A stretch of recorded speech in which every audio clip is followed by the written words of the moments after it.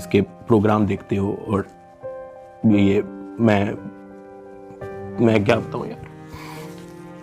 खैर मैं तब बड़ा हेल्पलेस होता हूँ, मैं समझ नहीं आती कि मैं क्या करूँ और किस तरह इससे निकलूँ, मैंने क्या किया ऐसा। खैर वो सरफराज चौधरी कहता है, वो कहता मुंह ते कर।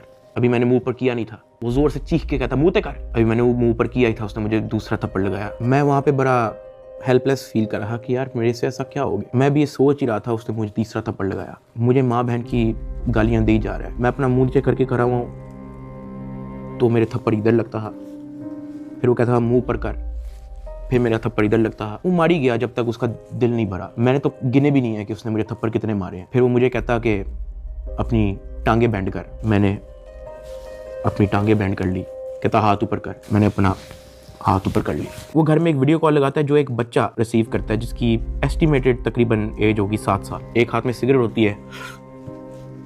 वो उस बच्चे से पूछता है कि डकी बाई को जानते हो? वो बच्चा कहता है जी। वो बैक कैमरा ऑन करता है, मेरे हाथ खड़े होते हैं, टांगे बैंड होती हैं। वो कैमरे से दिखाता है उस बच्चे को कि कौन है ये। कहता डकी भाई। तो कहता कि तुम इसके प्रोग्राम देखते हो? कहता जी। वो पीछे जो प्राइवेट मुलाजिम खड़ा होता है जो बहुत जोर का पीछे थप्पड़ मारता है। सरफराज चौधरी साहब उस 7 साल के बच्चे को कहते हैं ये देखो इसके साथ क्या हो रहा है, आप देखोगे तुम इसका प्रोग्राम? कहता नहीं। चलो फटाफट इसको गालियां दो। बच्चा कहता है कि सरफराज चौधरी साहब कहते हैं और का बच्चा।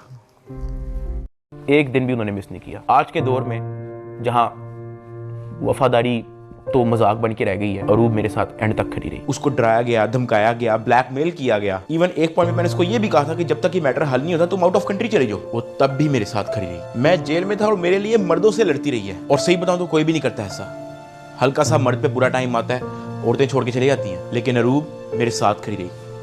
मैं एहसान कभी भी नहीं भूलूंगा। जिया अपने सारे,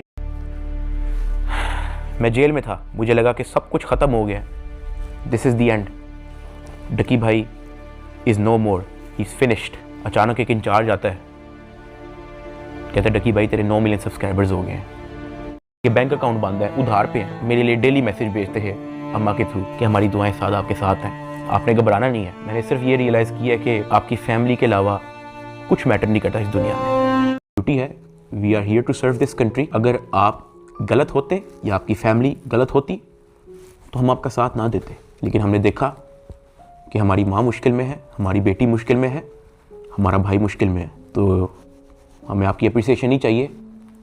खुश रहें। और मैं बड़ा भाई थे जिनका नाम हमने बिग ब्रदर रखा था, उनसे मैंने रिक्वेस्ट की, मैंने कहा सर मुझे लोगों को बताने दें कि आपने हमारी फैमिली के लिए क्या क्या किया। कहता डकी we work in the shadows, हमें आपकी अप्रिसिएशन नहीं चाहिए, ये हमारी ड्यूटी थी। आपकी माँ हमारी माँ है, आपकी फैमिली हमारी फैमिली है। ना हम चाहते हैं कि आप हमारा नाम लें, ना हम चाहते हैं कि आप हमें मेंशन करें। उसने कहा क्योंकि हमारे इदारे का नाम ले, बॉडी पे खून दो रहा, उसको उसके लिए मैंने 100 दिन इंतजार किया। मैं तो जम गया था, मैं ख़त्म हो गया था, मैं बर्बाद हो गया था। सही बताऊं तो मैं हार मान ली थी, मैं टूट चुका था, मुझे नहीं पता था कि मैं क्या करूँगा। तो मैं गिरफ्तार हुआ था, 100 दिन टॉर्चर, ऐसा रोलर कोस्टर जो मैंने ज़िंदगी में कभी भी नहीं सोचा था मैं और मेरी फैमिली ने गुजारा। 100 दिन के बाद जस्टिस शहराम सरवर मैं सोचा। मैं जब 23 दिन रिमांड में था मैं इतना मायूस हो गया था, मैं अल्लाह पाक से भीख मांगता था कि या अल्लाह मुझे रास्ता दिखा, या अल्लाह मुझे इस झंझट से निकाल दे, या अल्लाह सब कुछ तेरे सामने है, मैं किसी जोगा नहीं, मेरी फैमिली किसी जोगे नहीं, हम फंस चुके हैं, हम गीदड़ों में फंसे हुए हैं, या अल्लाह मुझे यहाँ से निकाल दे। मेरा नया एक्सपीरियंस होता है, मुझे नहीं समझ आ रही होती है कि मैं कहाँ पे आ गया हूँ। मैं इधर उधर देखता हूँ, परेशान हो जाता हूँ कि ये क्या हो रहा है मेरी ज़िंदगी में। बहुत ऊंचा पंखा लगा होता है जहाँ से मुझे आइडिया होता है कि कोई चाह के भी खुदकुशी नहीं कर सकता। अंधेरा हो जाता है। मुझे कोर्ट में नहीं आने देना, ये मेरे पास एक बार भी जेल में ना आए, क्योंकि मुझे पता है उनकी हार्ट की क्या कंडीशन है। वो बेहोश हो जाते हैं, परेशान हो जाते हैं। हम उनकी सर्जरी के हमारे पास पैसे नहीं थे, वो जो पैसे हमने उनकी जो सर्जरी के लिए देने थे वो उन्होंने ब्लॉक कर दिया। अब कर्जा लेके हम एनसीसीए के ऑफिसर्स का पेट